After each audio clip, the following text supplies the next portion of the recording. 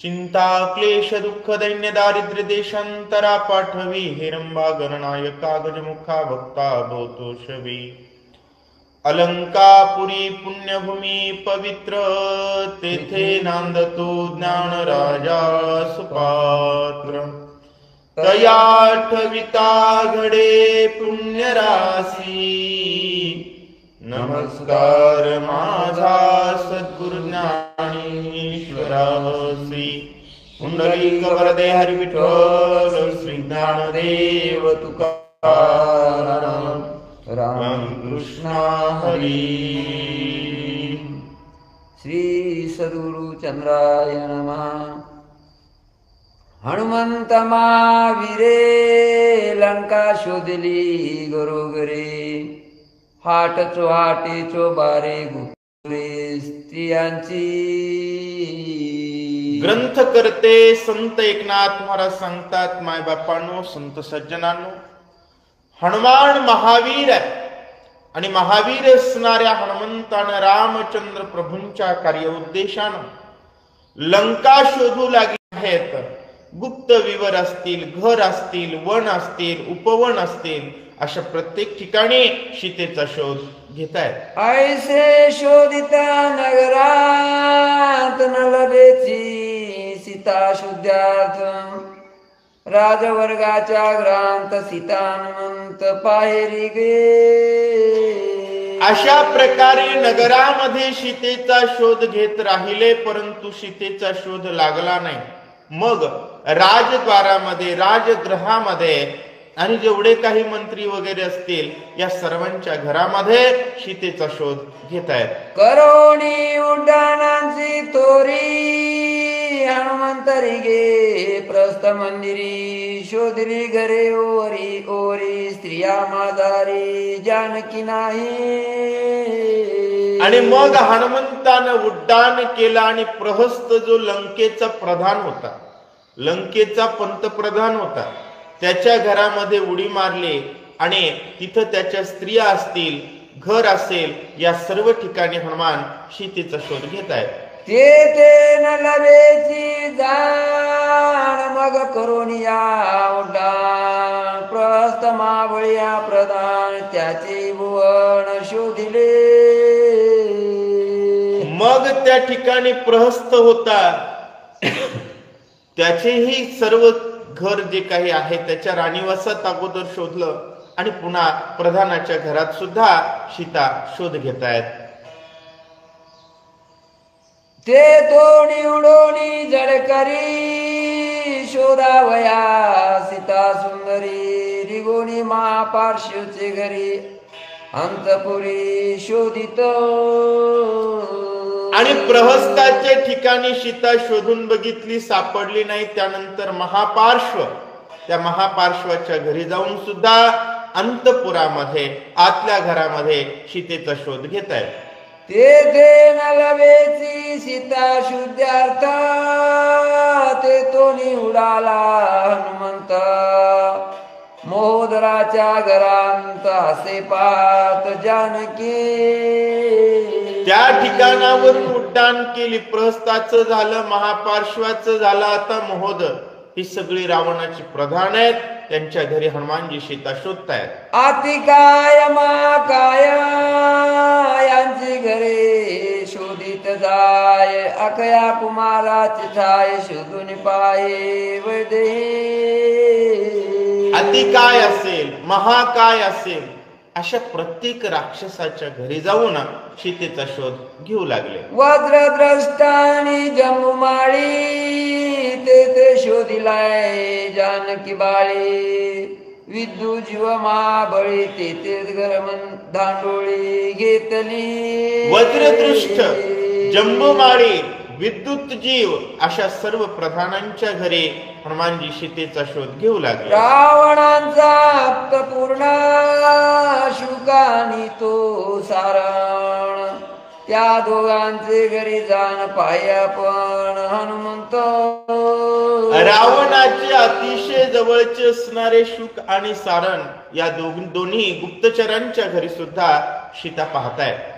विदून माळी आणि सुमाळी बिकट शस्त्र तुरबळी याचे घरी जनक बाळे गीता गांडुळी न लभेची विद्युन्माली असेल, सुमाळी असेल, या सर्वांच्याच घरी एकंदरीत हनुमानजी सीतेचा शोध घेऊ लागले. बहुशस्त्र आणि सूर्यास्त्र मित्र कुमित्र षटमित्र अति गौरवी विचित्र विचित्र पवनपुत्र घरे शोधी.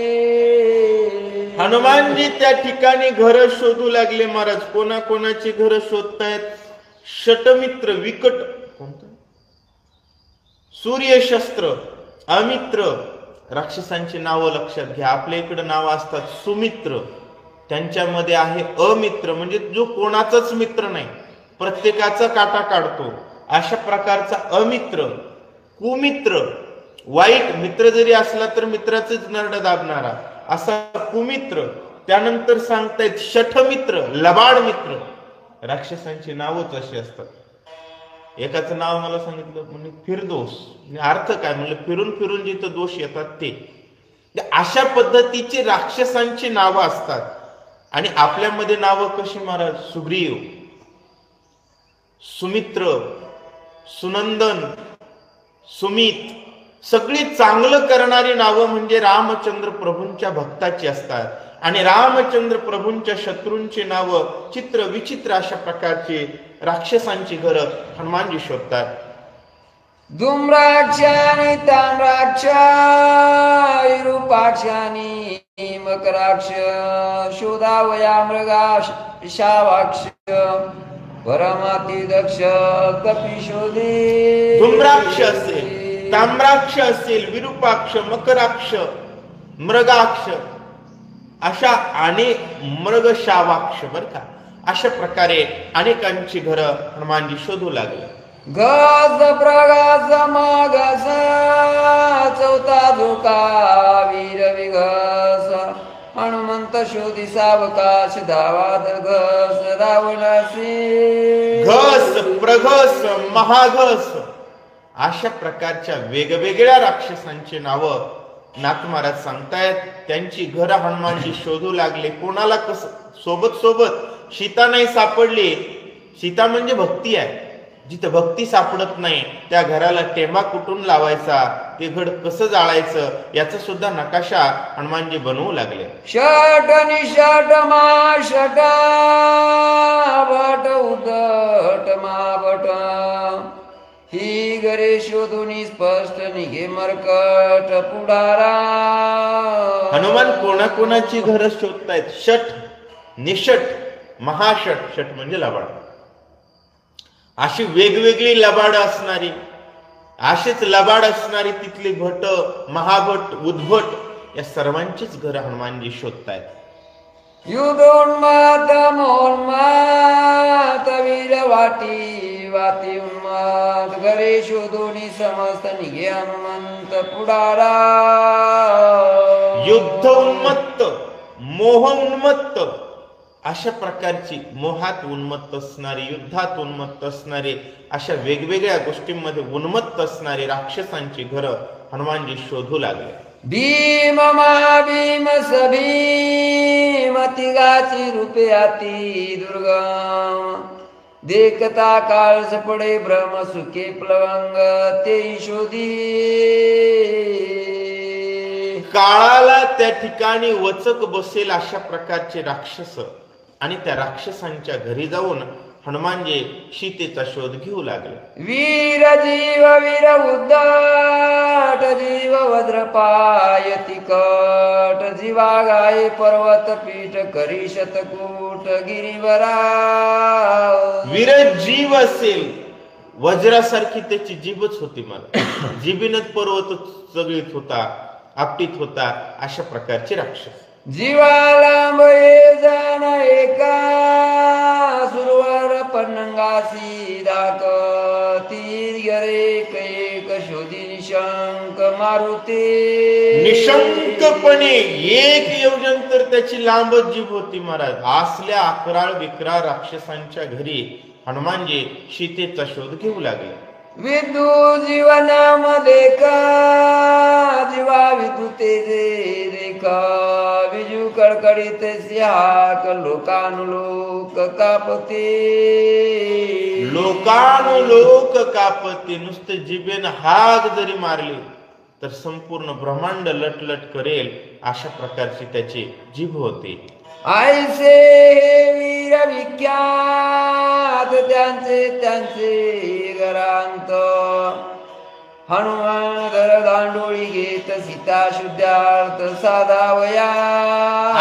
अशा प्रकारच्या वेगवेगळ्या घरामध्ये हनुमानजी घर दांडोळी घेऊ लागले सीता शोधण्यासाठी असं सांगतात. विकर्ण नामे वीर निदडा कर्णस्थानी विकट दाडा वृक्ष पर्वता करी रगडा मुखा पुढा कोण राहे. विकर्ण नावाचा राक्षस होता महाराज. कानाच्या ठिकाणी दात होते त्याला. पर्वताचे असे कर कर कर पर्वत खाऊन टाकणारा दाडा चगळीणारा राक्षस होता असं सांगू लागले. याचे झाडेचे भयोभान वारा वाजून शके पूर्ण हनुमान ते रिवणे आपण सीधा शोधून स्वयं पाहे. आणि असल्या राक्षसांच्या घरी हनुमानजी जाऊ लागले आणि सीता शोध घेतायत असं सांगतात. जैसी शुकाची चुचवाडे तैसे तिकट नाक गाडे शुक नासिक नाव पडे नाकी रगडी गिरीकूट. नाकी रगडी गिरीकूट शुक त्या ठिकाणी महाराज पोपटासारखी चुंच असणार भयंकर लांब चुंच अशी चुंचीनं दगड पडायचं त्यानं. अशा प्रकारचा राक्षस होता.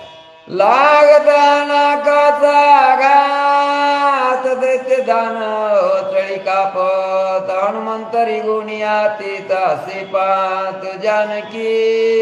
हनुमान अशा ठिकाणी जाऊन सीतेचा शोध घेऊ लागले.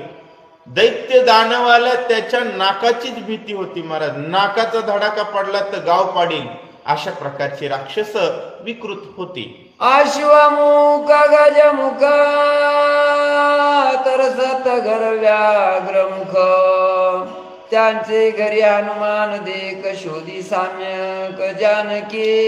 शोधी सम्यक जानकी. अश्वमुख असतील घोड्यासारखं तोंड डुकरासारखं तोंड कुत्र्यासारखं तोंड अशा वेगवेगळ्या प्राण्यांसारखे मुख असणारे विचित्र विचित्र राक्षस हनुमानजी पाहू लागले. कराळाक्ष विक्राळाक्ष शोणिताक्ष भीमाक्ष हनुमान शोधून याती दक्ष एक एक सुखी घरी शोधिली. कराळाक्ष विक्राळाक्ष शोणिताक्ष भीमाक्ष अशी वेगवेगळी डोळी असणारे वेगवेगळ्या प्रकारचे राक्षस हनुमानजी शोधतायत.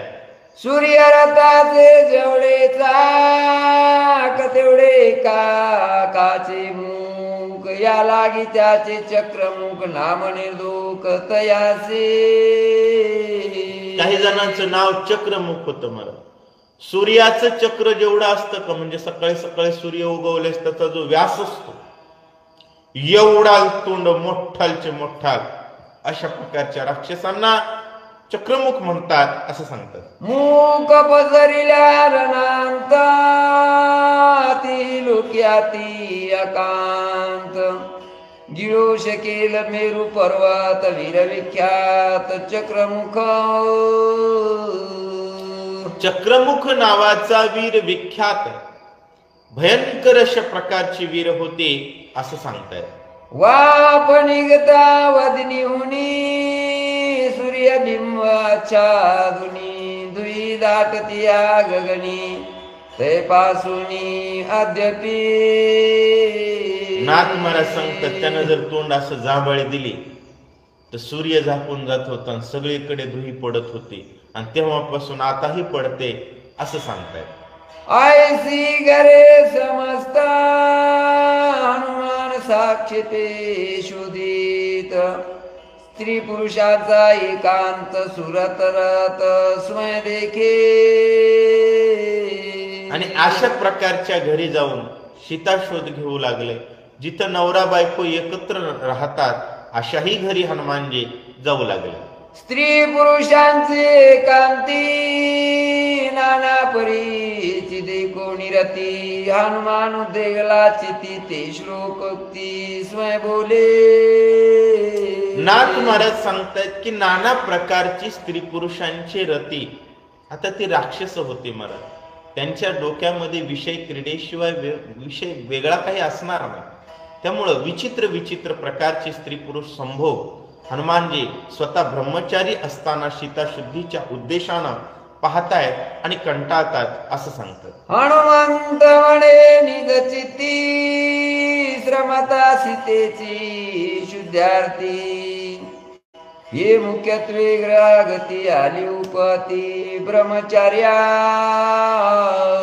हनुमानजी विचार करतात. म्हणले मी कोण, मला काम काय, मी ब्रह्मचारी माणूस. म्हणले रोज राक्षसाची घरं पाहायलो, रात्री नवरा बायको एकत्र राहत असताना त्यांची कामक्रीडा मला पाहावं लागायली. त्यामुळे ही उपहती ब्रह्मचर्या, ही ब्रह्मचर्याला कुठंतरी दूषण लागण्याची लक्षण आहेत. अशा प्रकारचा विचार हनुमानजी करतायत. नाही परदार दर्शन नाही परदार संभाषण त्यामध स्त्रिया पुरुष मिथून योनी दर्शन एकाळे. हनुमानजी विचार करतायत. मी कधी स्त्रीला बोललो नाही, मी कधी स्त्री बघितले नाही, माझ्या आईनं सुद्धा मला पूर्ण उघड पाहिलं नाही. अशा प्रकारचा मी ब्रह्मचारी आहे. पण आज मला स्त्रीचे अवयव पाहावे लागतायत, स्त्रीचे गुप्त इंद्रिय पाहावे लागतायत, स्त्री पुरुष एकांतात रमत असतानाची स्थिती मला पाहावी लागते असा विचार करू लागले. घरोघरी सीता सती पाहता स्त्री पुरुष एकांती देखिला नाना परिचारती आली उपती ब्रह्मचार्या. घरोघर फिरावं लागतं. वेगवेगळ्या प्रकारे त्या ठिकाणी स्त्री पुरुषांचं मैथून पाहतायत. ही उपहती कुठंतरी माझ्या ब्रह्मचर्याला आहे असा भाव हनुमानजींच्या मनामध्ये येतोय. देखे जो स्त्री पुरुष मैथून हे ब्रह्मचार्या मुख्य विघ्न त्या स्त्रियाचे अति मैथून अन्योन्य देखिले. आता नाथ महाराज सांगू लागले. हनुमानजी विचार करतायत की स्त्री पुरुषाची मैथून क्रीडा जर बघितली तर ब्रह्मचर्याचं ब्रह्मचर्य राहत नाही बरं का. आणि मला तर वेगवेगळ्या प्रकारचं, तर मला सांगा, माणसं विचित्र प्रकारे वर्तन करतात. ती तर कोण आहे? राक्षस आहे. आता मला वाटतं या ग्रंथातून काही ओव्या वगळलेल्या आहेत. जुन्या ग्रंथांमध्ये खूप विचित्र अशा प्रकारे त्यांच्या मैथुनाची वर्णन सुद्धा केलेलं आहे. आणि अशा प्रकारे ती रती बघितल्यानंतर माझं ब्रह्मचर्य दुःखित होतं की काय, क्षती पोहोचते की काय, असा भाव हनुमानजींच्या मनामध्ये आहे. श्रीराम सेवा ती प्रीती लंगोणी आलो आपापंती तेथे शोधिता सीता सती अधोगती मज आले. हनुमानजी म्हणतायत एवढा प्रयत्न करून समुद्राचं उल्लंघन करून या ठिकाणी आलोय आणि इथं मला काय काय पाहावं लागतंय आणि हे निश्चितच मला कुठंतरी अधोमार्गाला नेतं की काय, अशा प्रकारची शंका हनुमानजी करतायत. नग्न स्त्रियांचे दर्शन तेथी ब्रह्मचार्या नागवण तेथे देखोनी मैथून अधपतन मजाले.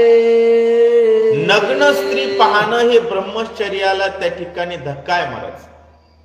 आणि त्यातले त्यात तर मी स्त्री पुरुषाची मैथून रती क्रीडा पाहतोय, हे मात्र कुठंतरी दुष्कर्माकडेच, म्हणजे कुठंतरी ब्रह्मचर्याला क्षती आहे असं वाटतंय.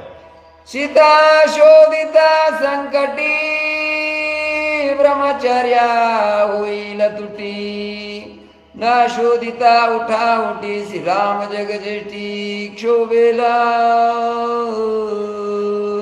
थोडं प्रत्येकानं विचार करा, विशेषतः जे ब्रह्मचारी आहेत त्यांनी विचार करा. हनुमानजी विचार करतायत, करू काय, मी तर ब्रह्मचारी आहे आणि स्त्री पुरुषाची एकांत मला पाहावं लागतंय. मी जर हे सोडून दिलं तर रामकार्य सुटणार आहे.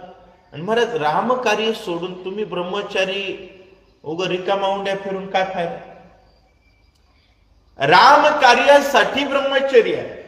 तुम्ही संसार करा, ब्रह्मचर्य हा कोणीच मुख्य उद्देश रामकार्य आहे. हनुमानजी विचार करतायत, मी ब्रह्मचारी म्हणून बाजूला गेलो तर रामकार्यापासून बाजूला जाणार आहे, आणि मग माझा काय फायदा आहे? जगजेठी असणाऱ्या रामाची कृपा व्हावी हा ब्रह्मचर्याचा उद्देश आहे, आणि त्या रामसेवेपासून जर मी दूर गेलो तर माझ्या जीवनाचा काय अर्थ आहे असं वाटतं. शोभलिया रघुता व्रता जन्म व्रता कर्म व्रता गेला जन भजन धर्म अति दुर्गम मजाले.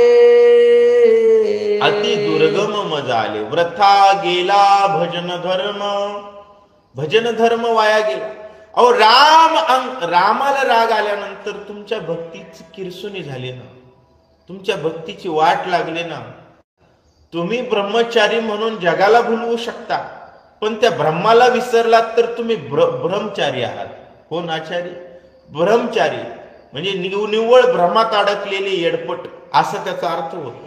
त्यामुळं तुम्ही ब्रह्मचर्य पालन करणं महत्वाचं आहे की राम कार्य करणं महत्वाचं आहे, हा सिद्धांत हनुमानजींकडून शिकला पाहिजे. ऐका. शुद्धी करितान फिरता पेशेल माझे माता काय करू श्री रघुनाथा बुद्धी दाता मग होई. अहो रामा, तुम्ही मला बुद्धी द्या. मी जर ब्रह्मचर्य म्हणून रिकामाच राहिलो तर अपयश बैसेल माझे माथा, आणि जर फिरू तर मला हे काय बघावं लागायलंय देवा, अशा प्रकारचा विचार करू लागले. बुद्धी बुद्धी मता समी प्रज्ञा तुझे आगमनियमी. वा. माझे संकट संभ्रामी कृपानुधर्मी पावावे. आणि तुम्ही जर अशा धर्म संकटात आलात तर भगवंताची आराधना करावी. माय बापांनो, बुद्धिर्मतास्मी, बुद्धीची बुद्धी आपण, अंतरात्मा श्री रघुनंदन, अशा प्रकारचे रामचंद्र प्रभू आहेत. आणि ते प्रभू, आणि तुम्ही प्रभू मला काहीतरी बुद्धी द्या, माझा ब्रह्मचर्यपणाही सांभाळला पाहिजे आणि मी रामसेवेतून दूर गेलो नाही पाहिजे, अशी कृपा करा, विनंती करतायत. नवे भक्त प्रणयशती हृदय तुझी गा श्री रघुपती सीता शुद्धीचे अकांती कृपा मूर्ती पावावे. नमे बद्धी प्रणश्यती, नमे भक्त प्रणश्यती, हे भगवंताचं ब्रीद आहे. भक्ताला कधीच परान्मुख होत नाही, भक्ताकडे कधीच पाठ फिरवत नाही. भक्ताकडे 24 तास भक्ताची वाट पाहत कमरेवर हात ठेवून उभा आहे. त्याला परमात्मा म्हणतात, देवा आज माझ्याकडे बघा हो, मी लेकरू आहे तुमचं, मी कार्य करत असताना धर्म संकटाची चाहूल मला लागते, देवा मला सांभाळ. हनुमंताची अति चिंता कळो सरली श्री रघुनाथा प्रकटला हृदयात होता भक्त सारथी श्रीरामा. भक्त साह्यार्थी श्रीराम तात्काळ हनुमंताच्या हृदयात प्रभू प्रगट झाले आणि कशा प्रकारचं हनुमंताला सहाय्य करतात. ऐका. मुखी श्रीराम नाम मुद्रा हृदय स्मृता श्रीरामचंद्रा उल्हास झाला त्या कपिंद्रा श्रीराम भार्या शोधावया. राम भार्या शोधण्यासाठी मुखामध्ये मुद्रा रामाची, हृदयामध्ये राम आहे, दृष्टीमध्ये राम आहे, त्याला काम दिसेल का? आणि हनुमंताला सीताशुद्धीचा उल्हास आला, त्याचा निष्कर्ष ऐका. करिता श्रीरामाचे सम्राट हृदय आली आठवण देखता परदार मैथून बाधकपण मज नाही.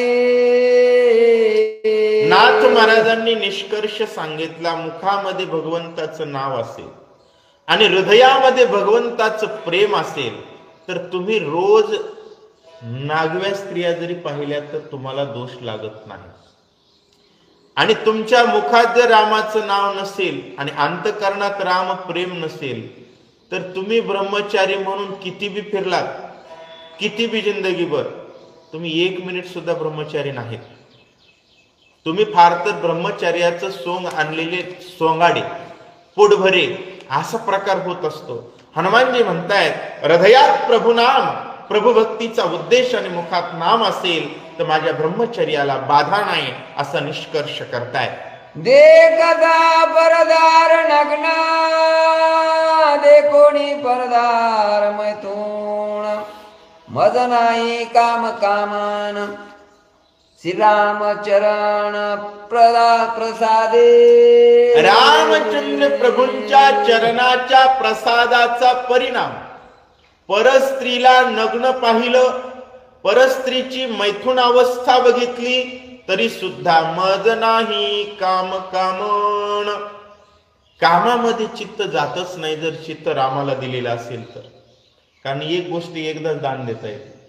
माणसानं जर चित्त देवाला देऊन टाकलं तर त्या चित्तात पुन्हा कामरूपी चोर शिरत नाही आणि मला काम भावना उत्पन्न होणार नाही, असं बजरंग बली बोलताय. देखता परदारती, अल्पई कामाची स्फूर्ती, बांधिना ज्ञानियांचे चित्ती, श्री रघुपती प्रसादे.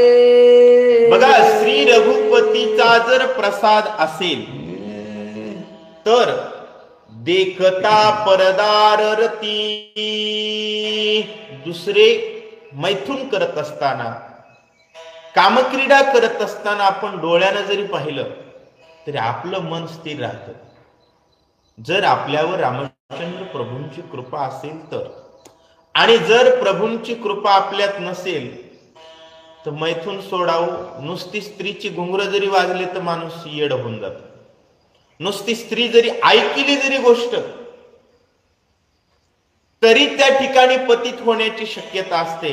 त्यामुळे रामचंद्र प्रभूंची रामचंद्र प्रभूंची कृपा, रामचंद्र प्रभूंचा चरणप्रसाद आणि रामचंद्र प्रभूंच्या कार्याला समर्पित भावना जर असेल तर अंतःकरणात यत्किंचितही काम उत्पन्न होत नाही, असं सांगतात. चित्ता माझी कामाची वस्ती, तेने चिते करिता श्रीराम भक्ती. वाह, वलिया चैतन्य स्थिती, कामानुवृत्ती सहजेची. नाथ महाराज म्हणू लागले, काम वाईट आहे, बलवान आहे, पण तो काम राहतो कुठं? चित्तात. आणि ते चित्त जर रामाला देऊन टाकलं, तो एकदा जर दुकान भाड्यानं दिलं तर त्या दुकानात पुन्हा दुसरा भाडेकरी येतो? नाहीये. तसं हे जर परमनंटच चित्त चिंतनाला दिलं भगवंताच्या, चित्त जर भगवंताचं चिंतन करू लागलं, मला सांगा, ज्या घरामध्ये हातात काठी घेऊन मालक उभा आहे त्या घरात कुत्र येईल का? कसं येईल महाराज? तुका म्हणे देह भरिला विठ्ठले, काम क्रोधे केले घर रिते. महाराज, रामचंद्र प्रभूंच्या नाम स्मरणानं चिंतनानं चित्त जर भरलेलं असेल तर परस्त्रीचं आकर्षण अंतःकरणाला उत्पन्न होत नाही, विषय क्रीडेची भावना अंतःकरणात येत नाही आणि माणूस निर्मळ राहण्याची अपेक्षा करण्याची गरज नाही. जो रामाचा भक्त आहे तो निर्मळच आहे, तो स्वच्छच आहे, यात शंका घेण्याचं कोणतंही स्थान नाही, असं सांगतात. जेवी अंधारिया राती, कदोत नक्षत्रे लखलखिती, ते उगवल्या गबसते हस्त पावती अवघी. नाथ महाराज सांगू लागले, ज्ञानरूपी सूर्य आपल्या अंतःकरणात जर नसेल, होय, सूर्य नसेल तर रात्री काय चमकतं? तारा चमकतात, ते काजवा चमकतो महाराज, कोणाची बॅटरी चमकती, कोणाचा बल्ब चमकतो. तसं काम, क्रोध, लोभ, विषय, मद, मत्सर, अहंकार, नाना प्रकारचे रोग अंतःकरणात माणसाचे असतात. स्वार्थ असेल, लोलुपत्व भावना असेल, एकमेकांचा द्वेष असेल, हे कधी असते? राम प्रेमाचा सूर्य नसेल तर. म्हणून माऊली म्हणले, विश्व स्वधर्म सूर्य पाहो. आणि विश्वात जर स्वधर्म म्हणजे राम भजन, स्वधर्म म्हणजे दुसरं काही नाही, रामचंद्र प्रभूंचं भजन म्हणजे स्वधर्म. प्रत्येक माणसाचा स्वतःचा धर्म आहे रामाचं भजन करणे. आणि तो जर सूर्य उगवला तर सूर्य उगवल्यानंतर टिवटिव्या राहतात का, ते किडे राहतात का, चांदण्या राहतात का, असतात पण दिसत नसतात. तसं राम भजनाच्या पुढं काम क्रोध विषय असतात पण दिसत नसतात. असतात याचा अर्थ भक्तही संसार करतात, भक्तही कामक्रीडा करतात, पण त्यांची भक्ती श्रेष्ठ असते आणि काम विषय हे विधीने सेवन विषय त्यागा समान अशा पद्धतीत ते सर्व क्रिया करत असतात. देवी काम क्रोध लोभ चित्ती तेने चित्ती करिता भक्ती राम प्रकटलिया सर्वाभूती अगस्ती पावती काम क्रोध अस्ती पावती काम क्रोध. काम क्रोधांचा अस्त होतो जर चित्तामध्ये राम असेल, भगवंताचं नाव असेल तर महाराज सर्वाभूती भगवंत. स्त्रीमध्ये कोण आहे? एक प्रश्न होता की देवा, गाढवाचं शरीर पंचमहाभूतापासून बनतं, माणसाचं शरीर पंचमहाभूतापासून बनतं, डुकराचं शरीर पंचमहाभूतापासून बनतं, स्त्रीचं शरीर पंचमहाभूतापासून बनतं, पुरुषाचं शरीर पंचमहाभूतापासून बनतं. मग डुकराबद्दल होय, डुकराबद्दल आकर्षण तयार होतं का? होत नाही. स्त्रीबद्दल का होतं? सत्य आहे पंचमहाभूतापासून. मग काहीच नसताना जे आकर्षण असतं त्याला भ्रम म्हणतात. हे ज्याला कळतं, ब्रह्म ज्याच्या दृष्टीत आलेला आहे त्याला मात्र स्त्री पुरुष हा भाव अंतःकरणातून विरघळलेला असतो, त्याला ब्रह्मचर्य म्हणावं असं सांगतात. इंद्रिय मनाचे पोटी स्त्री पुरुष भान सकळ कामासिक आपण तेवी करिता श्रीराम स्मरण जे इंद्रिया प्रवर्तक मान मनाचे पोटी स्त्री पुरुष भान सकळ कामासी आपण तेवी करिता स्मरण मनीची पूर्ण मनची जाण बाधक, मनची जाण बाधक, इंद्रिया प्रवृत्तक मन. शरीरातली साखळी नाथ महाराज सांगू लागले. इंद्रियाला प्रवृत्त करणारं कोण आहे कामामध्ये? मन. मन जर स्त्रीकडे गेलं तर पुन्हा पाय जातात, पुन्हा डोळा जातो, पुन्हा इच्छा जाते. मनाला, मन हे इंद्रियांना प्रवृत्त करणार आहे. आणि मग काय होतं म्हणतायत? मनाचे पोटी स्त्री पुरुष भान. स्त्री आणि पुरुष इंद्रियाला कळत नाही. कोणाला कळतं? मनाला कळतं. असा हात जरी स्त्रीला लागला, माणसाचं मन जर दुसऱ्या गोष्टीत असलं तर आपला हात स्त्रीला लागलाय असं वाटतं का? आणि मला सांगा, अशी गादी जरी असेल, हात पडला, जर मनात काम भावना असेल तर त्याला वाटतं ही स्त्रीच आहे. विषय कसा आहे? मनाचे पोटी स्त्री पुरुष भान. पण हे मनच जर राम झालं, मन राम झाले, मन हे राम झाले, प्रवृत्तीसी ग्रासोनी निवृत्तीसी आले. अशा प्रकारे जर मनच रामाचं चिंतन करत असेल तर मनात विषय उत्पन्न होत नाहीत, स्त्री पुरुष वाटत नाही. आणि ज्याला स्त्री पुरुष वाटतच नाही त्याचं ब्रह्मचर्य खंड पावत नाही, धोका बसत नाही असं. जेवी समुद्र जवळी लवण काण विरोध समुद्र होया पण देवी करिता श्रीराम स्मरण मनीचे परिपूर्ण परब्रह्म. मनची परिपूर्ण परब्रह्म. महाराज, लवणाची कुंजरी सुदलिया सागरी.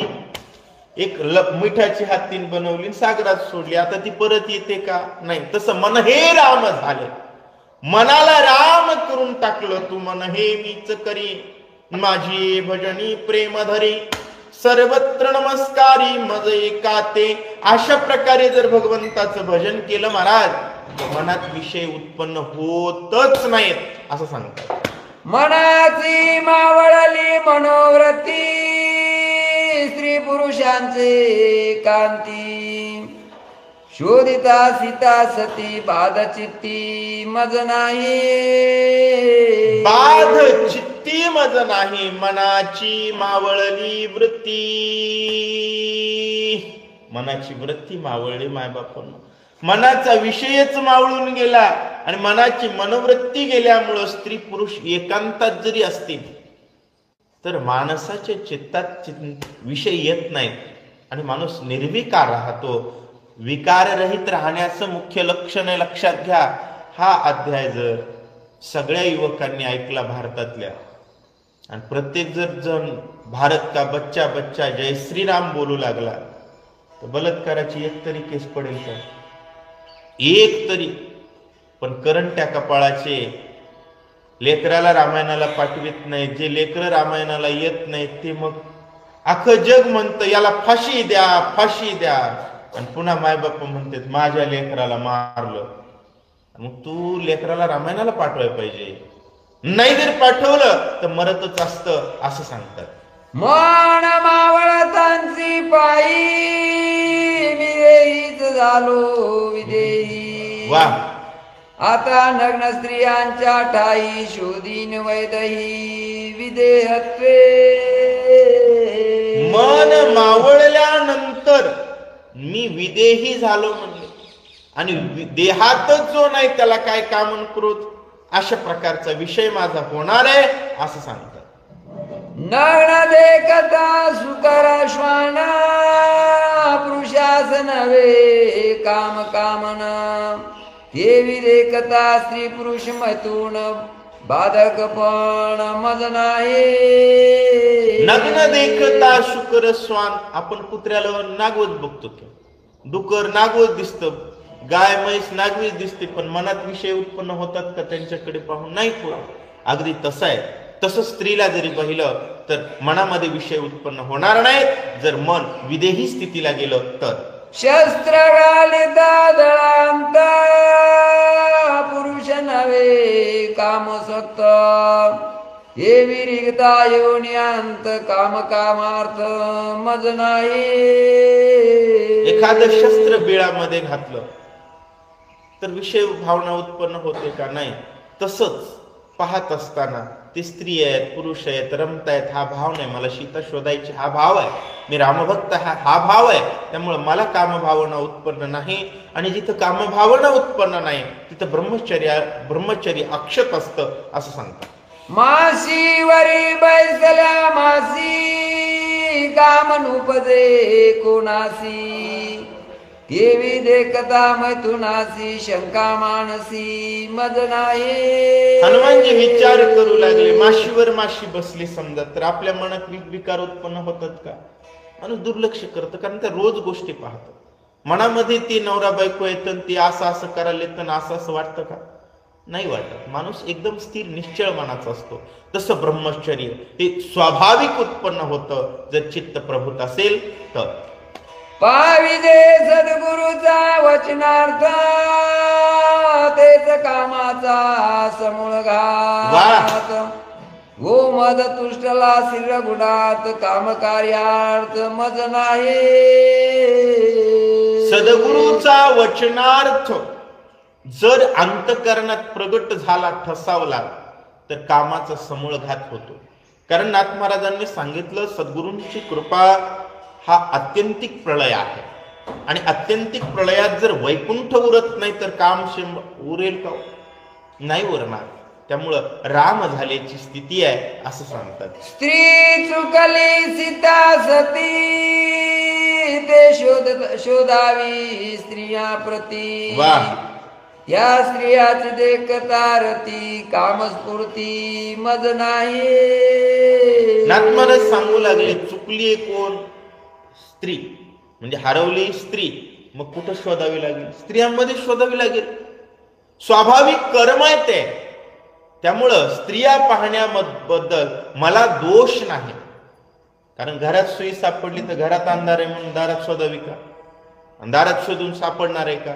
स्त्रियांमध्ये शोधावी लागेल असा सिद्धांत सांगताय. स्त्री चुकली सीता सुंदरी ते शोधावी स्त्रिया माधारी.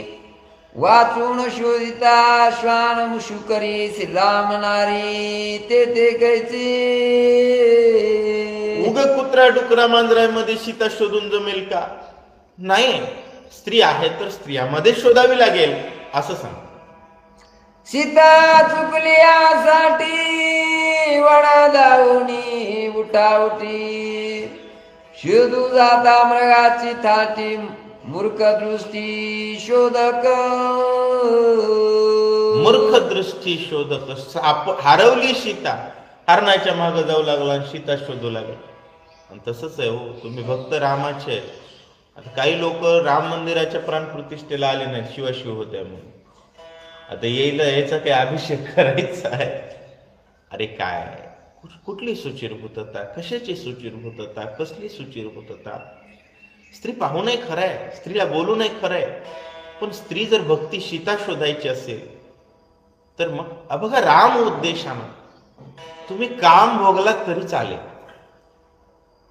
आता स्वराज्याच्या लढाईमध्ये आपल्या इकडले एक कोणती तरी स्त्री होती म्हणतात, अशी एक घटना मी ऐकली. किंवा निजामाच्या काळामध्ये तो निजामाचा जो कोणी ठाणेदार होता तो वेगवेगळ्या लोकांना त्रास द्यायचा आणि त्याला पकडून मारण्यासाठी लोकांनी काय केलं, एका बाईला पुढं केलं, एका महिलेला. आणि त्या महिलेनं त्याच्यावरती त्याला त्या ठिकाणी भुलवलं आणि एका शेतामध्ये ते त्या ठिकाणी रमत असताना त्याला जाऊन लोकांनी मारलं. अहो, त्या स्त्रीनं देह जरी विकलेला दिसत असेल तर ती देशभक्ती आहे. कारण देशाचा शत्रू मारण्यासाठी तिनं ते केलंय. तिनं ते करण्यामध्ये तिचं चित्त कामात नाही, देशाच्या सेवेत आहे. तुमचं चित्त कशात आहे हे महत्वाचं आहे. तुम्ही काय करतात यापेक्षा चित्त कोणात आहे. त्यामुळे स्त्रिया पाहतायत पण चित्त रामात आहे, राम कार्यात आहे असं सांगतात.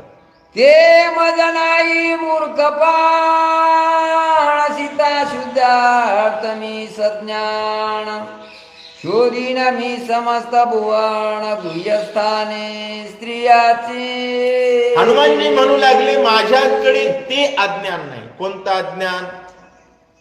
जे अज्ञान आपले नियम पचवण्यासाठी लोकांमध्ये जायचं नाही म्हणून सीता शोधायची हरणा माग, डुकरा माग, अशा प्रकारचा भाव असेल तर तो मूर्खपणा.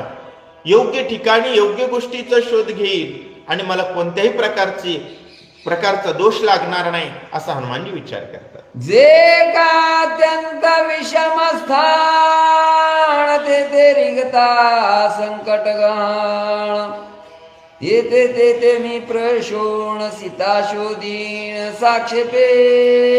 साक्षेपानं सीता शोधणार आहे म्हणले. जिथं जिथं गेल्यानंतर मोठमोठी संकट येतात असं वाटतंय अशाही ठिकाणी जाईल, कोणत्याही ठिकाणी जाऊ. महाराज, काल आम्ही वंजारवाडी गाव आहे तिथं गेलो. एक दारुडा आला, त्यानं शक्तीच बंद पाडली. डायरेक्टच म्हणे अजिबात कुठं बाहेर जाऊ देत नाही कोणाला, रामायण अजिबात वाचायचं नाही. झाले आमचे भांडणं त्याच्यासोबत.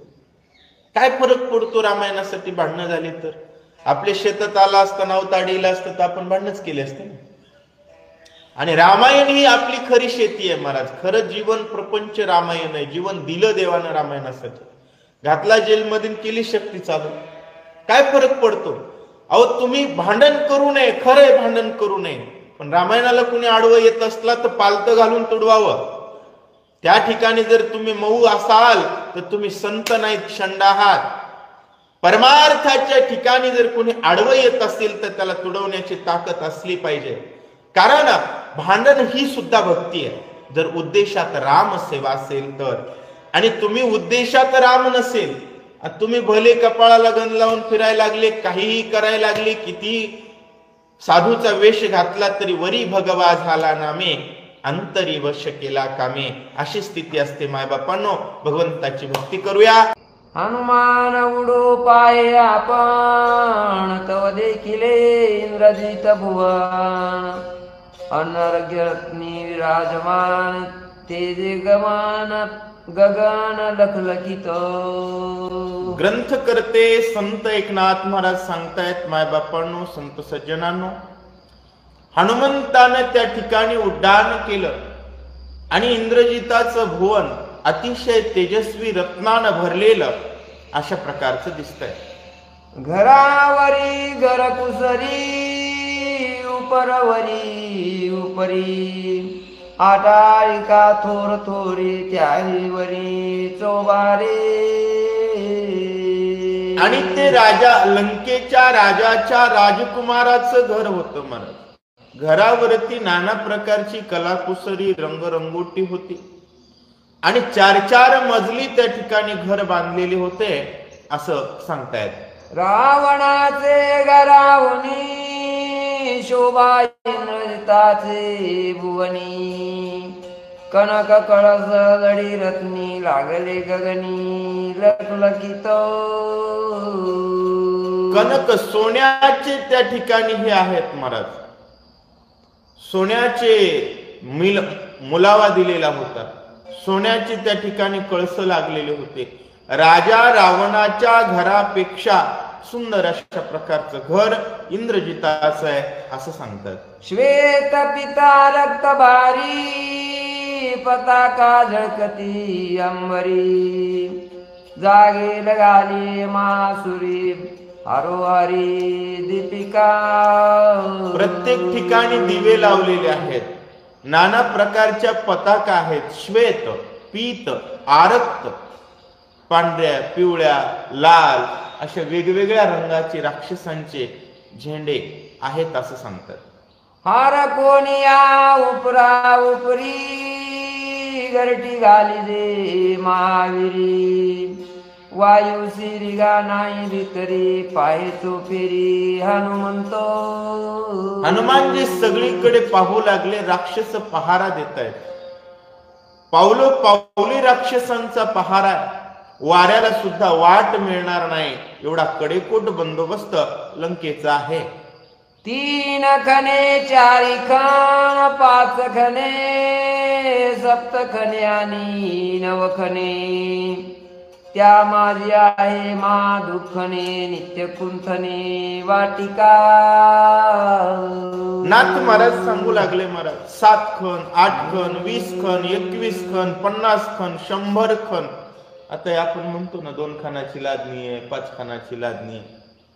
तशा प्रकारे सर्वच खण आहे.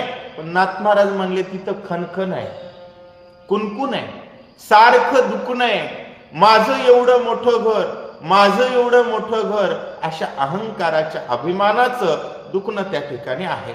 आता दुखण्याचे छेदन करील लक्ष्मणाचा वाण युद्धचर्या सांडील पूर्ण पाडील खण गर्वाचे. इंद्रजिताच्या गर्वाचं खण खंदून टाकण्याचं काम लक्ष्मण करतील. लक्ष्मणाच्या बाणानं इंद्रजित रणभूमीच्या ठिकाणी त्याचा गर्व विसरेल असं सांगतायत. दे कोणी इंद्रजित भवान हनुमान खवळला पण भीतरी रिगावया जाण अनुप्रमाण समय झाला. इंद्रजिताचं घर बघितलं आणि राग आला महाराज. का राग आला? अवघड आहे की माळकऱ्याला राहायला घर नाही, राक्षसाचे घर झाले भले मोठेचे मोठे. राग येतो हनुमंताला आणि हनुमानजी बारक स्वरूप धरून त्या घरामध्ये प्रवेश करतायत. रिगोनिया गवाक्षद्वारी वेगे पाहिली घरे चारी शोधोनिया वारोरी उपऱ्या उपरी दांडुळे. गवाक्ष द्वारातून खिडकीतून हनुमानजी आतमध्ये गेले. इंद्रजिताचे 4ही घर शोधले. पलंगावर, खिडकीवर, बाथरूम मध्ये सगळीकडे त्या ठिकाणी हनुमानजी शोध घेतायत. अटालिकाम हिमाधारी हनुमान पाहे सीता सुंदरी तव देखील नवल परिसरित अंतुरी इंद्रजित. प्रत्येक ठिकाणी इंद्रजिताच्या घरामध्ये जे बगीचा आहे तिथं बघितलं, त्याच्या झोपण्याच्या ठिकाणी बघितलं. एवढ्यामध्ये त्याला एक आश्चर्य दिसलं. इंद्रजित आणि त्याची पत्नी दोघांना हनुमानजी पाहतायत. मरकत मंचक सुंदर त्यावरी त्राईटले मयूर शेजरथिली सुकुमार सुमण्यारवार सुगंधे. सुंदर अशा प्रकारचा पलंग आहे महाराज. त्याच्यावरती मोराचे सगळे पिसारे लावलेले आहेत. सुंदर सिंहासन बनवलेलं आहे. नाना प्रकारची फुलं त्याच्यावरती टाकलेली आहेत. आत्तर राक्षसांना शौक महाराज. आंघोळ न करतील पण ते अंगावर सुगंध टाकतात. अशा प्रकारचा प्रकार राक्षसांचा आहे. मुक्त गोसी युक्त वितान गवगवीत शोभायमान कर्पूरवाती तेज गण पीकदाने रत्नाची. पीकदानी रत्नांची मुक्त घोष लावलेले वितान नाम वृक्ष. त्या ठिकाणी वितान नाम छत. असे छताला घोस, ते काय घोसले वगैरे बघा हे झुंबर. अशा प्रकारे त्याला मुक्ता फळं लावलेली आहेत. नाना प्रकारचे वस्त्र आहेत. त्या वस्त्राला त्या ठिकाणी मुक्ता फळं लावलेले आहेत. कापराच्या वाती आहेत ज्याचा घम घम घम घम सुगंध येऊ लागला. अशा प्रकारे अतिशय सुंदर ते राजाचं सिंहासन दिसतंय. अति सुगंधा सुवर्ण भिंती पाचुनी बदाव दीक्षिती सुलोचना मासती विड्या देत इंद्रजिता. अतिशय सुगंध आहे. सोन्याच्या भिंतीन त्याच्यात रत्न, पाचूचे रत्न असे ठेवले होते महाराज. चम चम चम चम चमकू लागले. आताही तुम्ही बघा भ्रष्टाचार केलेल्या नेत्याची घरं बघा तुम्ही, अशी चम चम चम चम चमकतात. हा तर जगातल्या नंबर 1 चोरट्याचा पोरगा होता. त्यामुळे चम चम चम चम चमकू लागलं. R.R. पाटील एकदा विनोदानं हसले, म्हणले संडासला जायचं बाथरूमचं भांड काही तर 7-8 लाखाचं होतं म्हणे. अशा प्रकारचा विषय आहे मायबापांनो. आणि हा तर अहंकारी रावणाचा मुलगा आहे. त्यामुळे अतिशय सुंदर घर त्याचं आहे. त्याची पत्नी त्याला विडा देत असताना हनुमानजी पाहतायत. सुलोचना पतिव्रता कदानुलंगी पतिवचनार्था तिसी देखुनी हनुमंत म्हणे सीता निश्चित होय. सुलोचना पतिव्रता नवऱ्याचा एकही शब्द उल्लंघन करत नाही. तिला पाहिल्यानंतर हनुमंताला वाटू लागलं की ही नक्की सीता आहे. का वाटलं? रामांनी सांगितलं होतं सीता पतिव्रता आहे. पतिव्रतेच्या वागण्यामध्ये जे गुण असतात ती मंदोदरी दिसू लागले.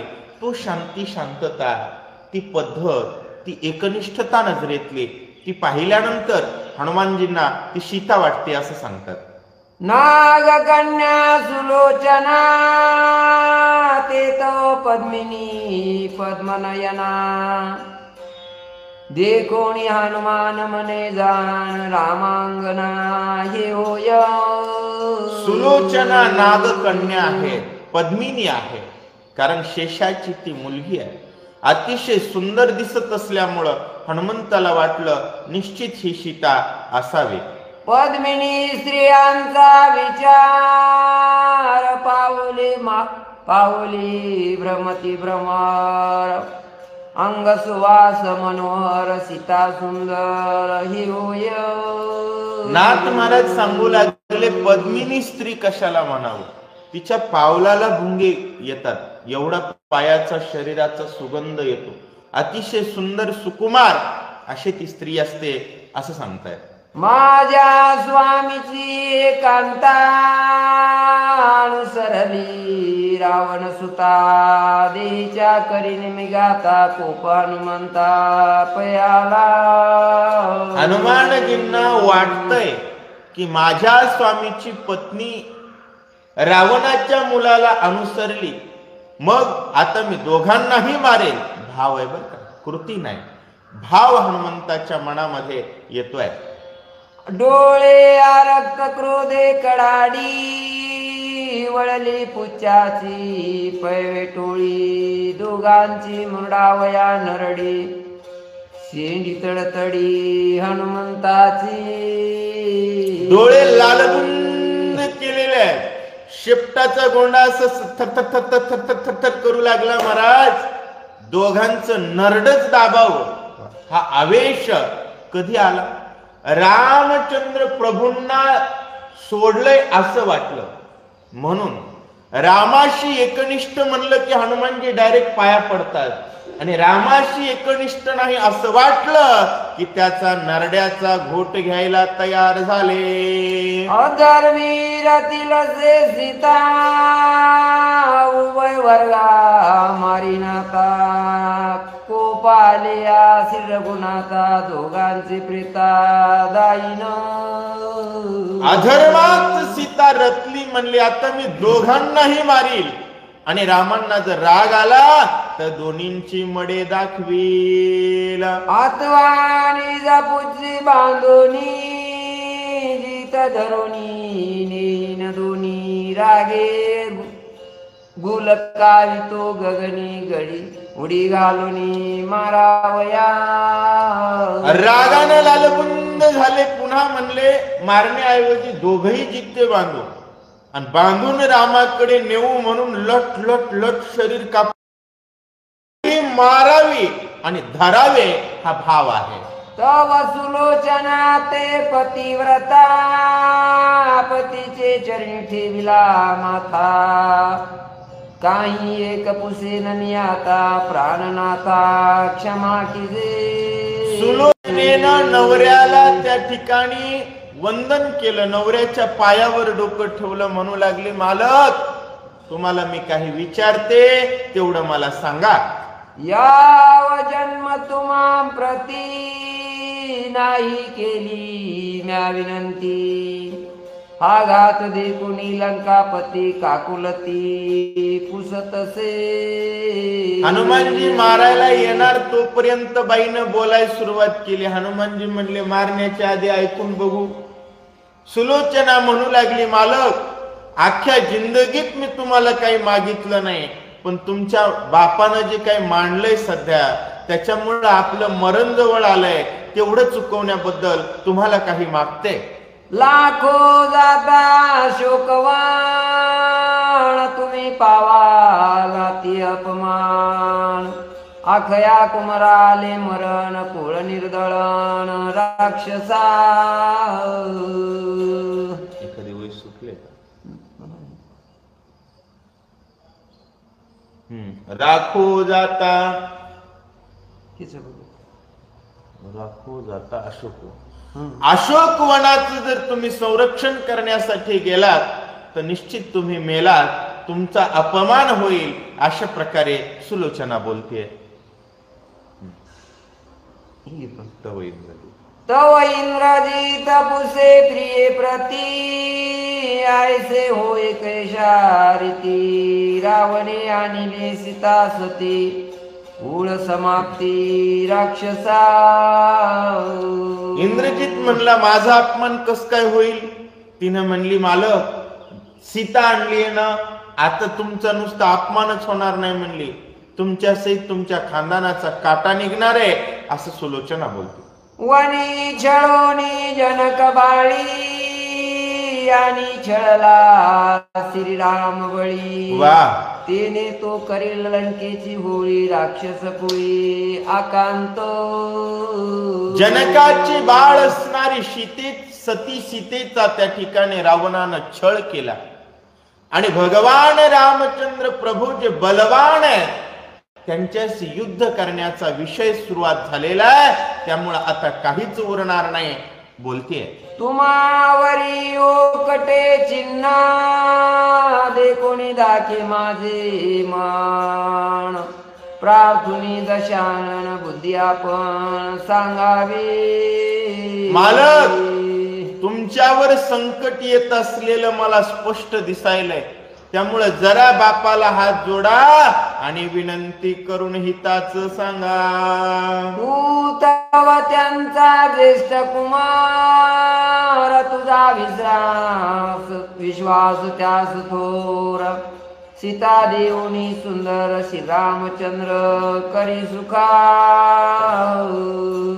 आणि तुझा विश्वास आहे रावणाला तुझं थोडं ऐकत्व आहे मग काय कर सीता रामाला देऊन टाका आणि राम सखा बनवा.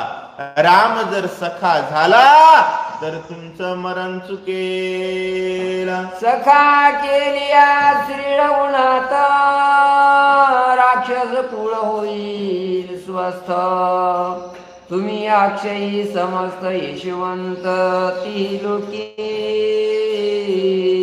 इंद्रजिता, राम जर सखा झाला तर राक्षस कुळ अक्षयी होईल. पुन्हा राक्षस कुळाला कोणी मारणारच नाही. आणि तुझं सुद्धा बरं होईल म्हणली. मला सुद्धा 4 दिवस बांगड्या घालता येतील, मंगळसूत्र घालता येईल. नाही तर माझं काही खरं नाही.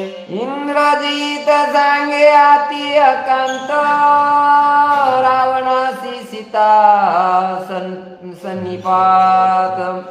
जो जो सांगेल हित स्वार्थ त्याचा घात करू धावे. त्यानं सांगितलं हे हो म्हणला मंदोदरी. बाप आता चढलाय, त्याला झालाय सीतेचा रोग. जो जो सीतेबद्दल सांगेल सीतेला सोडा म्हणून, म्हातारा त्याला जीवच माराले म्हणला.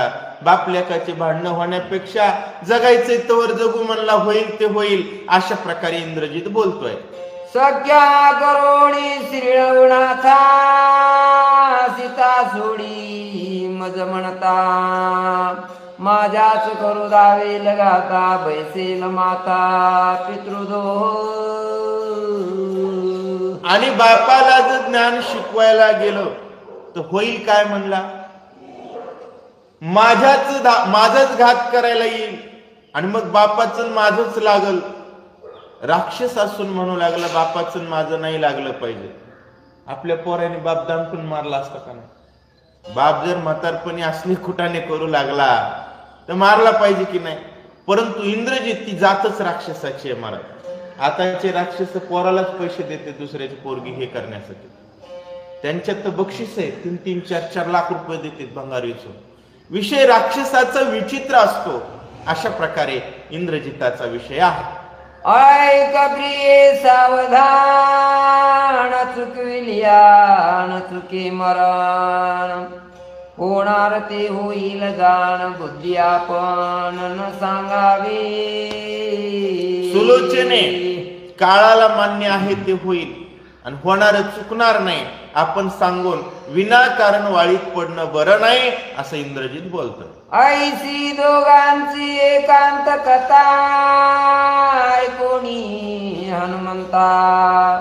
सुलोचना नरे सीता असे तत्वता मानले.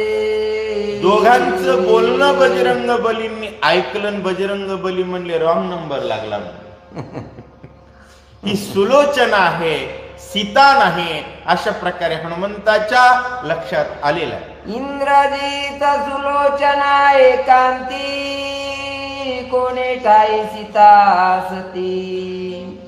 राखिली आहे लंकापती ती मारुती नायकीची. हनुमानजी लक्ष देऊन कान देऊन ऐकू लागले. मला सीता तर आणली एवढंच कळालंय म्हणले. पुढचं काही कळच ना झालं. सीता कुठं ठेवली हे सापडना झालंय. यामुळे हनुमानजी कान देऊन ऐकू लागले पण ऐकू आलं नाही. लंके माझी आहे सीता श्रुती लागली हनुमंता. तिशी शोधावया तत्वता होय निगता तेथुनी.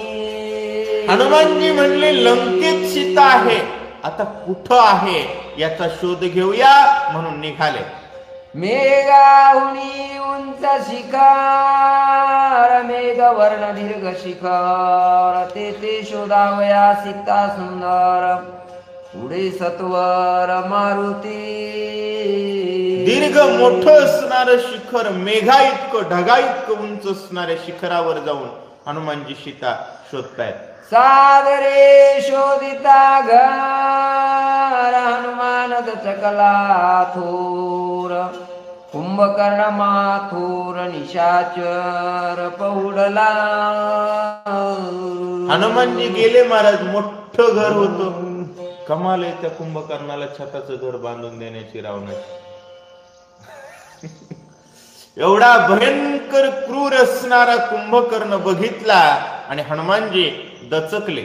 दीर्घ करिता मागोरा नादे कोंदले अंबर शंका केली आई समोर कानी उत्तर पडिना.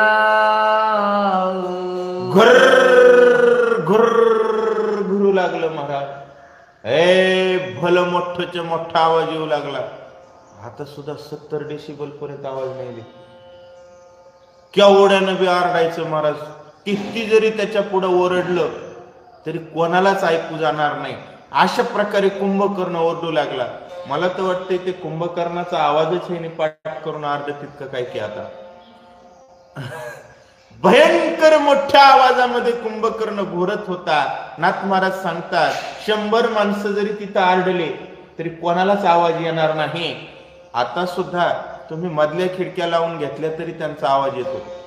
कुंभकर्णाचं घोरण्याचं कॅसेट लावतात की काय असं वाटतं, असं सांगतायत. श्वासोच्छवासाच्या वरती शतानुशत पडले हस्ती निर्गमुनाई तळमळती म्हैसारडती त्या माझे. नाथ महाराज त्यांचे चित्र विचित्र वर्णन करतात. श्वास घेतला तर हजारो हत्ती मध्ये जातात म्हणू लागले, अनेक म्हैसी मध्ये जातात. हे सगळं का सांगताय? राक्षस विकृत असतात, राक्षस विचित्र असतात, हे तुम्हाला आम्हाला कळलं पाहिजे. त्याच्या प्रत्येक श्वासोश्वासाला सुद्धा तो प्राणीच मारतो.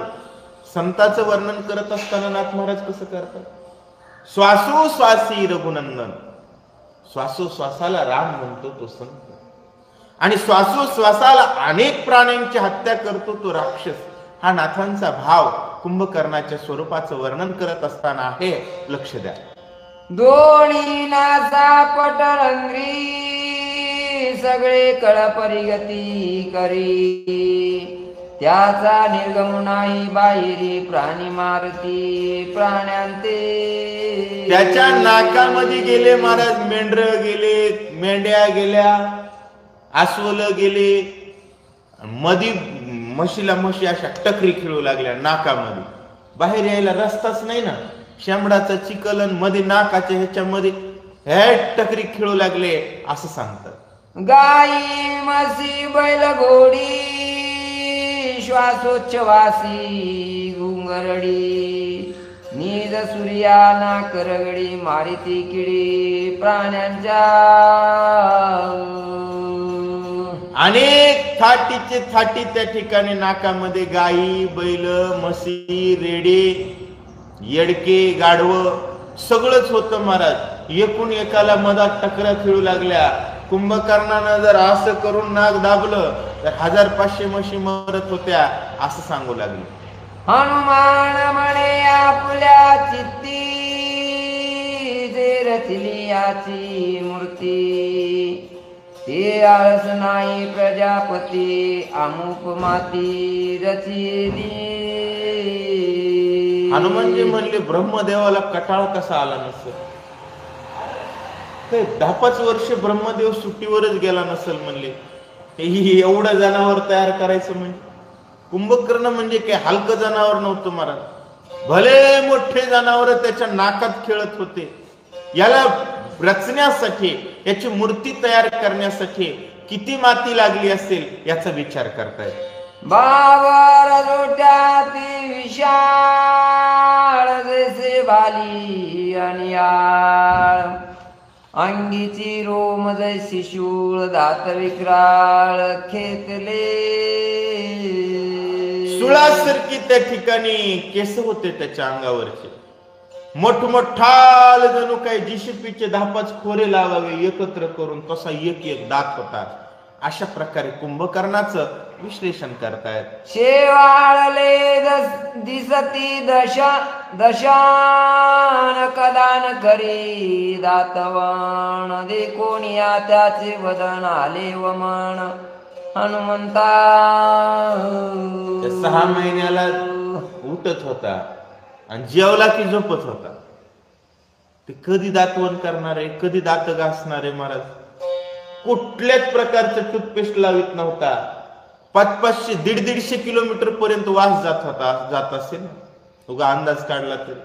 आताही तुम्ही बघितलं तर राक्षस त्याचं अंग लांबून वास येतो त्याच्या अंगाचा. अशा प्रकारे कुंभकर्णाला बघितलं, हनुमंताला वकारे येऊ लागल्या असं सांगताय. येते आलिया श्री रघुनंदन याची पावी अंगवाण, प्रथम यासी माझे रण केला पण हनुमंते. नाथ महाराज सांगू लागले, लंकेला राम आल्यानंतर हनुमानजी म्हणतायत पहिल्यांदा याची पाठ पुरवितो म्हणले. हनुमंताचा भावार्थ रामायणात लक्षात घ्या. विभीषणाच्या मुखात भजन बघितल्याबरोबर पहिल्यांदा म्हणजे याला राजा बनवायचं, आणि मोठाची मोठा राक्षस बघितल्यानंतर पहिल्यांदा म्हणले याच्यासोबत कुस्ती खेळायची. राम भक्ताचा भाव लक्षात घ्या, आणि हा भाव जीवनात अनुसरा. नाहीतर राक्षस बघितला की आताची लोक म्हणालेत आमचा भाई आहे, आमचा भाई आहे. अरे रामायण शिका आधी. हनुमानजी काय विचार करतायत, तुम्ही काय विचार करतायत, हनुमंताचा विचार आपल्या जिवंत असेल तर आपण जगू. दे कोणी त्यांची देह स्थिती, कंटाळला स्वय मारुती. येते कैची सीता सती म्हणून चित्ती त्रासला. त्याची देहस्थिती बघितली म्हणली एवढा वास येणाऱ्या ठिकाणी सीता असू शकत नाही. हनुमानजी कंटाळले आणि निघाले. अति त्रासे उद्देगला, अत्यंत खेदे खिन्न झाला. ब्राह्मण जन्मा पावला व्यर्थ गेला निद्रेने. अत्यंत खेद झाला, अतिशय हनुमानजी खिन्न झाला. आणि हनुमानजी विचार करतात, चांगल्या घरात जन्मले म्हणले, ब्राह्मणाच्या घरात जन्मले, पण मांस खाण्यात जीवन गेलं, झोपण्यात जीवन गेलं. ब्राह्मण कोणाला म्हणावं, 3दा स्नान करतात, त्रिकाल संध्या असतात, अखंड भगवंताचं चिंतन आणि समाजावरती प्रेमाचा वर्षाव करतो तो ब्राह्मण. तूप खाण्यासाठी जाती जातीत भांडणं लावतो त्याला ब्राह्मण म्हणत जाऊ नये. जाती जातीत इतर जातींना कमी अधिक मानतो त्याला ब्राह्मण म्हणू नये. कारण तसं जर तशा मूर्खाला जर ब्राह्मण म्हणलं तर आपल्या जिभेला पाप लागत असत. ब्राह्मण कोणाला म्हणावं, भूती भेद नेनती तैसा ज्ञानी जे. कोणत्याही भूतामध्ये कसल्याही प्रकारचा भेद न करता सर्व प्रजा भगवंताची भक्त आहे. या अनुषंगानं स्वधर्माला स्वयंशिस्त जो लावतो, स्वधर्माला शासनबद्ध जो करतो, अनुशासनबद्ध जो करतो आणि त्याचं ज्ञान देऊन हा धर्म वाढवण्याचं कार्य जो करतो तो ब्राह्मण. आणि अशा अतिशय उंच ब्राह्मण कुळात जन्माला येऊन हा आळसानं यानं जन्म वाया घातला असं हनुमानजी बोलतायत. आरवे आयुष्या तो हाती, बळेची रोण नेले राती. जागा झाल्या स्त्री शिरती कामासक्ती कामाचे. हनुमानजी म्हणले काय फायदा याचा. 6 महिने झोपतो, 6 महिन्याला उठतो, दिवसभर खातो आणि रात्री स्त्री सोबत राहतो. म्हणजे स्वतःचा स्वहिताचा विचार आहे का. आजही माणसांचंही असंच झालंय. 6 महिन्यात रात्रभर झोपतात म्हणजे 6 महिने झोप, आणि दिवसभर काम करतात, खाण्याची चिंता करतात म्हणजे हे 6 महिने. आणि उरलेल्या वेळात कामक्रीडा भजनाचा विचार नाही, ते सगळे कुंभकर्ण असं सांगतात. कुटुंब चिंता बैसली चित्ती, ते तवन सोडी कल्पांती. आयुष्य गेले याचे रीती द्रव्य शक्ती अति तृष्णा. नाथ महाराज सांगतायत कुटुंब चिंता अहोरात्र. 24 तास माणसाला कुटुंबाची चिंता आहे, पैसा मिळवण्याची चिंता आहे. आणि पैसा मिळवणं, कुटुंब पोसणं या चिंतेमध्ये माणसं मेली. आता कुंभकर्णाला अशी काही चिंता होती का. भाऊ रावण होता, राजा होता. हे सगळं कोणासाठी आहे, हे सगळं तुमच्या आमच्यासाठी आहे. जे कुंभकर्ण परमार्थाच्या दृष्टीने झोपलेत आणि ज्यांच्या पारमार्थिक जीवनाचा वास सुटलाय, ज्यांनी परमार्थिक भावनेचं कधी दाखवण सुद्धा केलं नाही, अशा आळशी कुंभकर्णाला सुद्धा हनुमानजी म्हणतात, बघतो यांची असं सांगतात. भोजन शयन द्रव्यासक्ती जन नागवले याची रीती. वा. कुंभकर्ण नागविला शुष्पत्ती सीता सती ती कैची. भोजन लोकांना खायला लागतं मला, त्यानंतर शयन झोपायला लागतं, आणि त्यानंतर द्रव्य आसक्ती पैसा, या तीनच गोष्टीनं माणसं नागवून टाकले. चौथी गोष्ट माणसाच्या डोक्यात नाही. जेवायचं, झोपायचं, पैसा कमवायचा, त्याच्या ध्यानातच नाही. मवा आजा मेलाय, मवा बाप मेलाय, मी मरणार आहे, माझ्या गौऱ्या मसनवाट्यात निहून रचल्यात, फक्त ठेवायचं काम बाकी आहे, तरी वागायला वाटतं माझ्यासारखा कोणीच नाही. अरे किती आले किती गेले, जन्मलेला प्रत्येक जण मेलाय, तुला मरायचंय, तुला मसनवाट्यात ठेवणार आहे, मेल्यानंतर माझं काय होईल याचा थोडा कधीतरी विचार केला पाहिजे. कुंभकर्ण जसा करत नाही तसं माणसंही करत नाही. ते दोणी करोणी उड्डाण देखिले विभीषणाचे भुवन. एके पताका वृंदावन हरी कीर्तन रामाचे. नाथ महाराज सांगू लागले, तिथून कंटाळा आला आणि उड्डाण मारली. कारण श्रम आला की माणसानं आश्रमात जावं. जिथं आल्यानंतर श्रम जातो ते संत सदन. धन्य धन्य ते संत सदन. सुंदर अशा प्रकारची घरावरती पताका लावलेली.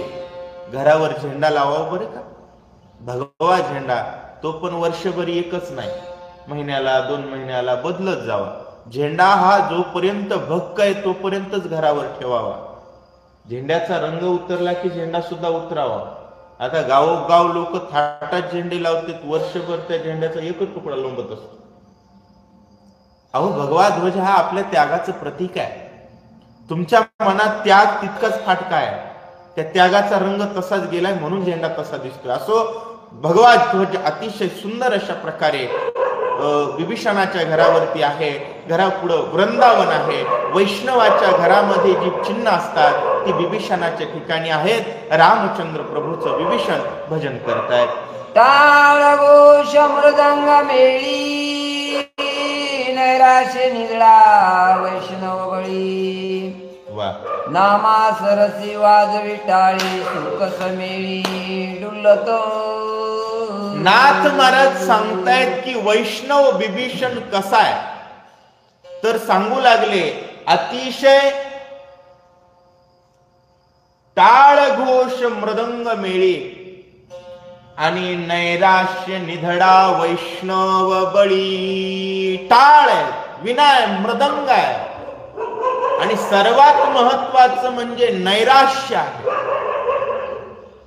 प्रकृतिक भावनेची, प्रकृतीच्या संसाराची अपेक्षा नसणं, त्याबद्दलची विरक्ती असणं, याला नैराश्य म्हणावं. आणि नैराश्य भावनेत निधडे असणारे कोण आहेत? विभीषण जे आहे. त्यामुळे त्याला बलवान वैष्णव म्हणावं. आणि दुसरं बळ, ताकद कशाला लागते माहिती का? नामा सरसी टाळी. भजनामध्ये विठाला विठाला विठाला म्हणलं की माणसाची टाळी वाजावी, त्याला बलवान म्हणावं. माणसं एकूण एकाच्या अंगावर जाताना हात, तंबाखू चोळताना हात, कुणाला नाव ठेवताना हात, हे की नाही. आणि भजन करा म्हणलं की असं बघत येतं, असे हात मध्ये गुडघ्यात घालीत येतं, त्याला म्हणावं नपुसक. काय म्हणावं? नपुसक. पुरुष त्याला म्हणतात, वजनदार पुरुषार्थ त्याला म्हणतात, जो भगवंताचं नाव ऐकल्याबरोबर टाळी वाजतो, असं सांगतात. कीर्तन सुखे सुखावले आपण या विसरले. परमानंदे तृप्त झाले रामगुण. कीर्तन सुखे सुखावले. कीर्तनाच्या सुखानं, कीर्तन सुखे सुखावले आप आपनिया विसरले परमानंदी तृप्त झाले गाऊ लागले रामगुण बलवान वैष्णवाचं वर्णन करतायत की कीर्तन सुखे सुखावले, कीर्तनाच्या सुखानं सुखी झाले आणि भजन करत असताना आपले आपल्याला विसरले. कारण जोपर्यंत माणूस स्वतःला भजनात विसरत नाही तोपर्यंत आपण भगवंताचे होत नाही. हे निधड्या वैष्णवाच्या भजनाचं लक्षण नाथ महाराज सांगतायत. निरपेक्षी विचक्षणा श्रुती करई उपरमी सावधान. वा, श्रीराम सगुणी निर्गुण करीती कीर्तन ते ऐका. नाथ महाराज सांगू लागले, हनुमानजी ऐकत आहेत, विभीषण कीर्तन करत आहेत आणि हनुमंताला कीर्तन कोणतं आवडतं. महाराष्ट्रातील प्रत्येक कीर्तनकारानं या 2-4 ओव्या ऐकाव्या. कारण तुम्ही कीर्तन हरिद्वारला जरी शिकलात तरी तुम्ही कीर्तन करतात हनुमंताच्या मंदिरात. त्यामुळं कीर्तन हनुमंताला आवडेल असं केलं पाहिजे. आणि हनुमंताला कीर्तन कसं आवडतं, कोणतं आवडतं लक्ष देऊन ऐका. निरपेक्षी विचक्षण. वक्ता हा निरपेक्ष असला पाहिजे. वक्ता हा वक्तृत्वामध्ये विचक्षण असला पाहिजे. श्रुती उपरमे सावधान. श्रुतींचा उपरम करत असताना सावधान असला पाहिजे. आणि श्रीरामाचं सगुण निर्गुण गुण कीर्तन त्या ठिकाणी त्यानं आनंदात केलं पाहिजे. ते कसं केलं पाहिजे ते सुद्धा सांगतायत, ऐका. श्रीरामे धरण्याती पावन राम जीवन राम दहन. वा, राम तपन राम गगन राम परिपूर्ण प्रभ्रम. आता कीर्तनातील एक विषय सांगू लागले. कीर्तनकारानं पहिला विषय कोणता मांडावा? श्रीरामे धरणी अति पावन. रामचंद्र प्रभूंमुळं पृथ्वी पावन आहे. आवाज कमी. रामचंद्र प्रभूंमुळं पृथ्वी पावन आहे हे सांगावं. त्यानंतर सांगतायत राम जीवन राम दहन. पाणी म्हणजे राम आहे, अग्नी म्हणजे राम आहे, राम तपन राम गगन. एकंदरीत स्थिती जल पावक गगन समीरा पंचमहाभूत म्हणजे राम आहे. आणि राम परिपूर्ण परब्रह्म. या जगातील प्रत्येक वस्तू पंचमहाभूतांपासून बनलेली आहे. त्या पंचमहाभूतांचं मूळ अधिष्ठान राम आहे. आणि विश्व कल्याण राम नाम घेतल्यानं पृथ्वी पावन होते. अशा प्रकारे प्रत्येक कीर्तनकारानं त्याचा पहिला कीर्तनातला टॉपिक हा आहे. अभंग कोणताही असू द्या, तुमचं कीर्तन तेरवीचं असो की वाढदिवसाचं असो, कोणत्याही कीर्तनातला असो, सप्त्यातला असो, कशातलंही असो, कीर्तनात राम आणि कृष्णाचाच उच्चार झाला पाहिजे. आणि त्यांच्याच निर्गुण आणि सगुण स्वरूपाचं वर्णन यथास्थिती करण्याचा प्रयत्न कीर्तनकारानं अशा प्रकारे केला पाहिजे जेणेकरून ते कीर्तन हनुमंताला आनंद देईल असं सांगतात. श्रीरामे धरण्याती पावन राम जीवन राम दहन.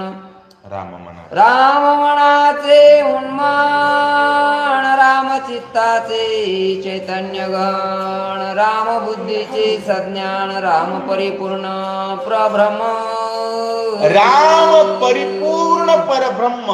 राम मनाचे उन्मन. मनाची उन्मनी अवस्था म्हणजे राम आहे. राम चित्ताचं चैतन्य आहे आणि ते चैतन्य घन स्वरूपात दिसतंय ते म्हणजे राम आहे. आणि राम बुद्धीचे सज्ञान. बुद्धीचं जे खरं ज्ञान आहे ते म्हणजे राम आहे. रामाशिवाय जगतो तो अज्ञानी आहे हे सांगणं म्हणजे कीर्तन आहे. आणि अशा प्रकारचा कीर्तनामध्ये आणि प्रत्येक ओवीत सांगितलं की राम परिपूर्ण परब्रह्म. परिपूर्ण आणि परब्रह्म असणारा राम आहे हे कीर्तनकारानं पदोपदी सांगितलं पाहिजे. कीर्तनकाराला नाथ महाराज मर्यादा दाखवून देत आहेत. राम जंगमी सावरी राम सबाई अभ्यंतरी राम परमात्मा श्री हरी जगदुद्धरी श्रीराम राम सबाई अभ्यंतरी अवघा तो देव आहे. जंगमामध्ये स्थावरामध्ये प्रत्येक गोष्टीमध्ये राम आहे आणि राम परिपूर्ण परब्रह्म आहे. जगाचा उद्धार करणारा परमात्मा श्रीहरी राम आहे. अशा प्रकारचं विश्लेषण कीर्तनात असलंच पाहिजे असं सांगतात. दे कोणी कीर्तनाची गोडी हनुमंता अत्यंत आवडी रंगी घालून या वेगी उडी गुप्त गडबडी नाचत. आणि अशा प्रकारे कीर्तनाची गोडी बघितली, कारण कीर्तनात गोडवा आधी महाराजाला पाहिजे. महाराजानं नाचू नाचू कीर्तन करावं याच्यासाठी धोतर बांधलं जातं बरं का. बांधण्याचा विषय दुसरा काही नसतो. महाराज नाचण्याच्या नादात धोतर फिटू नये म्हणून बांधतात, बाकी काही मुद्दा नाही. महाराज नाचतच नाही त्याचा काय विषय. विनाकारण उग रुमाला नाकूशीत राहायचं असं नाही. भगवंताचं कीर्तन याचा अर्थ काय, त्या भाव आवेशामध्ये नाचलं पाहिजे. नाचू नाचू राम आणि कृष्णाचा जय जयकार करणं. आणि या पद्धतीची कीर्तनाची गोडी हनुमंताला अत्यंत आवडली. हनुमंतानं उडी घातली आणि हनुमान सुद्धा नाचतायत असं सांगलं. रंगी नाचता हनुमंत रंगी ओसांडला परमार्थ तेने विभीषण मूर्छित परम भक्त परमार्थी. भक्ताला ओळख लागत नाही. भक्ताचं गाव एक असण्याची गरज नाही. भक्ताची जात एक असण्याची गरज नाही. भक्त भक्त असण्याची गरज आहे. आजकाल भक्ताचं ढोंग असणारे मूर्ख जाती बघतात. अहो काय वारकरी संप्रदायाची पद्धत आहे महाराज. वंजाऱ्याचं कीर्तन करा असलं तर मराठ्याचा टाळकरी असतो, सुताऱ्याचा मृदंग वादक असतो, चांबाराचा कोणीतरी असतो, यलम वडर हाटकर धनगर बांगर आहे की नाही. अशा प्रकारचा विठू माझा लेकुरवाळा जात नाही देणं नाही घेणं नाही. राम आहे की आवेश आहे महाराज. एक हनुमान वानर आहे आणि विभीषण ब्राह्मणाच्या कुळातला आहे. दोघ जण सुद्धा तल्लीन होऊन भजन करू लागले. आणखी ओळख नाही पण भजन मात्र करतायत. मनाला मन जुळले असं सांगतात. हनुमंता स्वे दर्शन नाटवे देह विदेह बाण विभीषण मूर्छा पण आपण विसरला. हनुमान मूर्छित झाले, विभीषण सुद्धा मूर्छित आहे. तन्मय होऊन तल्लीन होऊन विभीषण एकटा भजन करतोय, चार माणसात नाचत नाही. विभीषणाचं अवघड आहे. विभीषणाला लपून भजन करावं लागतंय. तरी सुद्धा एवढं नाचू नाचू विभीषणजी भजन करतात की हनुमान वेडे झाले असं सांगतात. दोघासी ओळखी नसता दोघा भेटी गोष्टी न होता दोघा झाले एकात्मता श्रीराम कथा कीर्तने. नाथ महाराज सांगू लागले दोघांची ओळख नाही, दोघांची यादी भेट नाही, दोघांचं गाव एक नाही, आधार कार्ड सारखं नाही, पण प्रेम आहे. का जगामध्ये प्रेमाचं कारण फक्त राम आहे. दोन माणसांमध्ये जर रामाची आवड असेल तर अतूट आणि घट्ट नातं येते. आणि राम नसेल तर कोणतंच नातं कोणत्याच कामाचं नाही बरं का. त्यामुळं दोघांची भेट पहिली आहे, ओळख नाही, आणखी बोलणं झालं नाही, पण दोघांची एकात्मता आहे. आत्मीयतेनं दोन एक आहेत असं नाथ महाराज सांगतात. हरी कीर्तन ते स्वकर्म हरी कीर्तन तो स्वधर्म. वा. हरी कीर्तन प्रेम परम जे परब्रह्म प्रापक. महाराज आवाज कमी. हरी कीर्तन ते स्वकर्म. हरी कीर्तन भगवंताचं भजन करणं हे स्वतःचा धर्म आहे, कर्म आहे प्रत्येक माणसाचं. हरी कीर्तन तो स्वधर्म. ज्ञानेश्वर महाराजांनी पसायदानात सांगितलं, विश्व स्वधर्म सूर्य पाहो, जो देवांचील तो तिला लाहो प्राणी जात. आणि तो स्वधर्माचं विश्लेषण नाथ महाराजांनी इथं केलं की हरी कीर्तन तो स्वधर्म. रामचंद्र प्रभूंचं भजन करणं याला स्वधर्म म्हणतात. सतत आम्ही हेच सांगतो, स्वधर्म म्हणजे दुसरा कोणता धर्म नाही. राम राम करणं, रामकृष्ण हरी म्हणणं, जय श्रीराम म्हणणं हा स्वधर्म आहे. आणि देखा स्वधर्मा ते बजाल तरी हा कामधेनू होईल.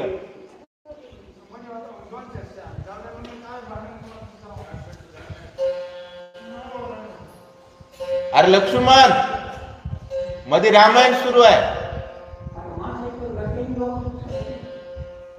काय सांगू लागलेले आहेत की स्वतः रामचंद्र प्रभूंचं भजन करणं हा स्वधर्म आहे. रामचंद्र प्रभूंचं भजन करणं हेच स्वकर्म आहे. आणि अशा प्रकारचं जर असेल, हरिकीर्तनात प्रेम असेल, तर विश्व एकत्र होतं, सुखानं नांदतं असं सांगतात. विभीषणाचे भुजे प्रती दिग्विजयी श्रीराममूर्ती, तेरे कोणिया मारुती परमप्रीती सुखावे, परमप्रीती सुखावे. जात सारखी लागली महाराज.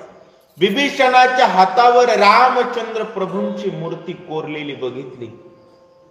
हनुमंताला आनंद वाटला महाराज, आनंद वाटला अतिशय.